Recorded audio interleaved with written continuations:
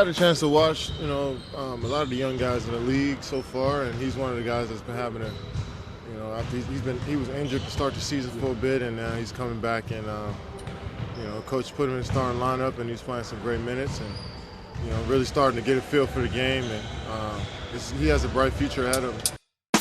Remember this guy? Remember Rookie of the Month, Kevin Knox? December, Kevin Knox? Summer League in December, Kevin Knox? Wow. How excited. Remember how excited we all were? He was like the IQ for us back then. Ah, God, it was so exciting. We really thought we had something. And we still might. We still might. We need to figure out a way to bring back the confidence that Kevin Knox desperately needs to give the Knicks the consistency that the Knicks desperately need. He, on this team right now, he is the best three-point shooter after Burks, statistically. When you look at what he's been doing, let's see. So, Burks is shooting overall 46% from the three-point, which is really good. Bullock is shooting 37%. Sandwiched right in between those two, Kevin Knox. He's shooting a clean 40% from the three. When you go to the corner, it becomes an even more interesting story. Burks actually is pretty sensational from the corners, 58%. Knox is at a beautiful 52%. Bullock, 35%.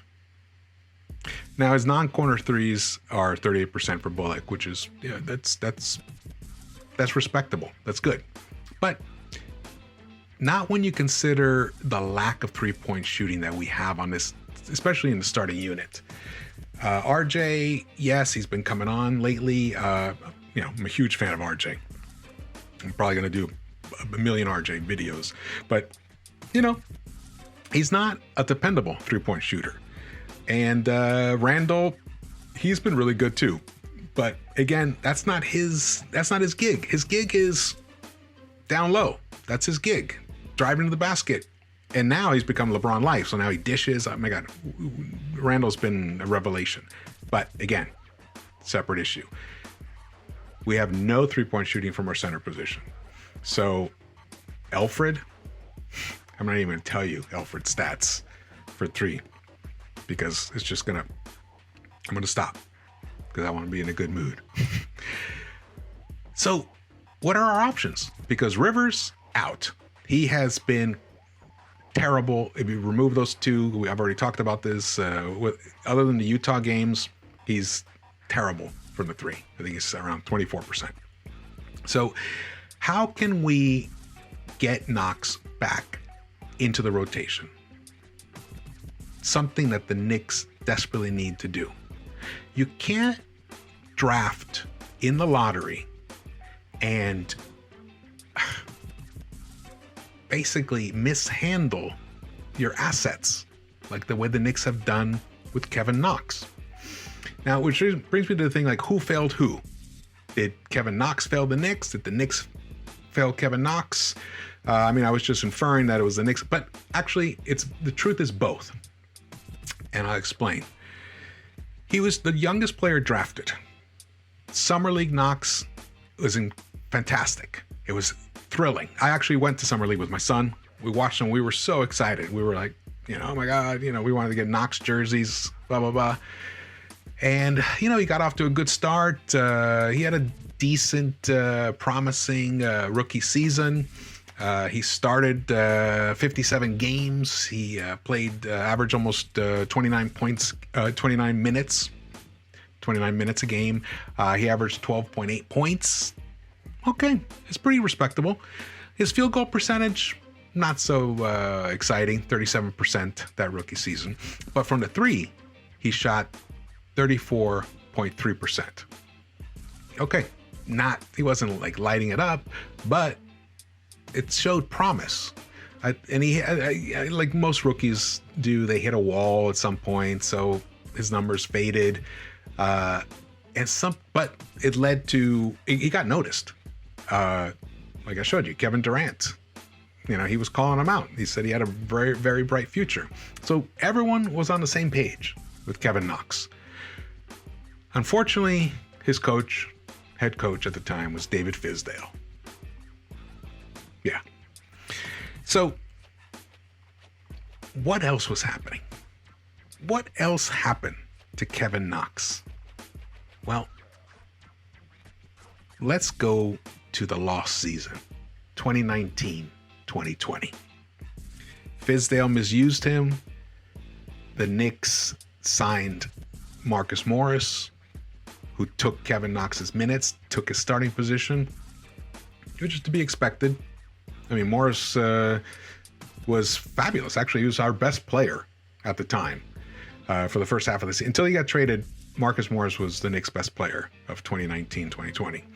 And I think he was leading the league in three-point percentage, Morris, at a pretty high volume. So he was an asset, which the Clippers obviously agreed. That's why they gave us a low first rounder for him, which we all know what that turned into. 2019-2020, Knox starts only 4 games. So Morris gets traded away. Before that, Fizdale gets fired. A new coach gets put in. So it's a second coach. Knox is now 20 years old. He doesn't get the start. He has to keep coming off the bench. His minutes go from almost 29 minutes a game down to 18 minutes a game. His points per game, it went from 12.8 to 6.4. Like literally half. His three-point shooting percentage also went down, 32.7. And his overall field goal percentage was 36%. He just had a bad year. It was just bad. But he lost confidence and he never got rhythm, which equals inconsistency. So you need confidence and rhythm, reps, which will equal consistency. He didn't get that. And he's only 20 years old. But the lost season, did something else happen before the lost season? Let's go back to the Kevin Durant situation. Remember the rumors, the excitement that we were having in New York? We were going to get Durant. We were going to get the number 1 pick and get Zion. And Kyrie was going to come to the Knicks. It was going to be a tremendous, you would have thought Knox would have been a little frightened by that because, I'm going to lose my minutes. But no, he was excited because Kevin Durant is Knox's favorite player.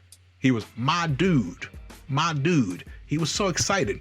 There was even an interview where he was saying that he was hoping he was going to hang around with him, pal around with him 24/7. We were going to hang out and he's going to learn from him, which for, a 20-year-old kid, yeah, that's totally to be expected, to be excited. And that's a great attitude, actually. Some guys would have been like, no, I want to be the man, No. So it just shows he's not delusional. He is very practical, which in a lot of ways may be the issue. Because practical people sometimes lack fire.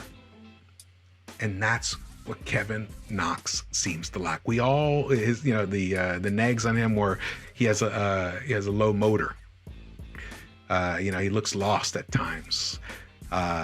My word for him is lackadaisical. Sometimes he looks a little lackadaisical. Now, but that just might be perception. It just be his demeanor. It doesn't necessarily mean that's what's inside his heart and in his mind. It's just what's coming across. But you can see it. That once the Durant situation, Durant got hurt, and then he ended up signing with Brooklyn, and Kyrie signed with Brooklyn. That had to have impacted Knox. Like for all of us, when we have a preconceived vision of what our life is going to be, like of what the future is going to be, which is what we talked about Durant. It was going to be exciting. He was going to learn from him. When that rug gets pulled out from under you, that creates a lot of uncertainty. And you need to have a lot of maturity to be able to deal with that. Well, for a 20-year-old to have that kind of maturity, it's a lot to ask. That's a lot to ask. So KD, Knox's idol, decides to sign with the crosstown rivals, Brooklyn Nets. Kevin Knox, I mean, it was a little comical. Knox put on a brave face. He said, oh yeah, he was ready to meet the challenge. But we know inside his basketball heart was broken.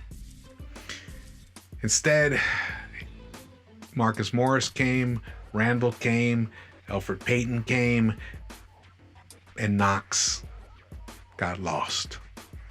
Because actually also Fizdale was still his coach. And that ended up being a disaster. That's where the Knicks failed Knox, right there. But where Knox has failed himself, and in turn the Knicks, is he has yet to fulfill the promise of the dream version of Knox. You guys remember the comp? Who was he compared to? Kevin Durant. Yeah, he was compared to Kevin Durant. That's who people thought he was. And, it wasn't crazy comparison. Similar builds, long, excellent shooters from long range. Durant's a really good passer. Knox is nowhere near as good. But actually, Knox is a better passer than he gets credit for, especially long passes. He was a quarterback in high school. You guys have seen, his bullet passes. He even had an incredible inbound pass with half a second left in the Charlotte game this season to Mitch Robinson for an alley-oop. Right on point. And they're weighted perfectly. I mean, he really is a really good long-range passer. The differences, the deficiencies are, he's a liability on the defensive end. That's just. He definitely was as a rookie. Last year, he definitely was. And this year, he still is, but much less so. We have to give him credit. He's improved his defensive game. But the main thing that he hasn't improved is his off the dribble shooting. He has no off the dribble game. He doesn't. And so basically he needs to be assisted all the time to be effective, which is fine. There's several effective players in the NBA who are the same way. Okay, but if you want to elevate to another level, you have to have an off the dribble game, and which means you have to improve your handle. His handle is so awkward. Sometimes he looks okay, but if he encounters a little bit of pressure, he's very turnover prone, and he's almost like he's too fast for his own dribble, and it's really sloppy at times. So those things, but he's, I don't know. What can you say about a player who hasn't developed those two key aspects of an offensive player's game to at least competent level? Again, he's 21 years old. He is actually the youngest player on the Knicks still after RJ. RJ's the youngest, then Kev. Even though Kev's in his third season, he's still the second youngest. That means Obi, Mitch, and IQ are all older than Kev. So there's still a lot of maturity still to come. And I don't mean just character maturity. I'm talking about his game performance. Which means that there's still something in him that has yet to come out. Now, will it ever come out? I don't know. I think it will. I do believe it will, because he has a very special skill, which is his long range shooting. So when you have a player like this, who has a lot of cons, but has one superior pro, what do? Put him in a position where he can thrive. He thrives, we thrive. Don't ask him to play off the ball, to dribble. Don't. Don't ask him to go to to drive into the lane. Don't. Just keep him on the outside. He's long. He can shoot over most defenders. And he has been, when he gets into those rhythms, what I love about him is that he can snap off 3 or 4 3-pointers in a row. Get him back on the court. Get him his 10, 15 minutes a game. And put him with players. Now, with Derrick Rose now on the team, I think Knox could thrive in the second unit. He really can. And don't let him play with Rivers. Well, actually, Rivers is out of rotation. So Rose has taken Rivers' spot, but Knox needs to get minutes. We have a resource on this team who can supply something of tremendous value, and we're wasting it. And in turn, we are devaluing a very important asset. How can we trade him away if he's not even playing? So there's a lot going wrong here, and it needs to be turned into something right. If you look at Knox's performance in the Charlotte game, it was the second of a back-to-back. He was outstanding in that game. That's it. Free Kevin Knox. Put him back in the rotation. If you enjoyed this video, please subscribe and come back. I'm going to keep having more content, and I would love to hear your comments. Create a dialogue. I want to create a community here for us, for fans. I'm stranded out here in Los Angeles around a bunch of Laker and Clipper fans. Actually, I run into like one Clipper fan a month. It's all Laker fans out here. Still, it's not fun to talk Knicks with them. So I would appreciate any support that you guys would give to the Knicks-Verse. Thank you.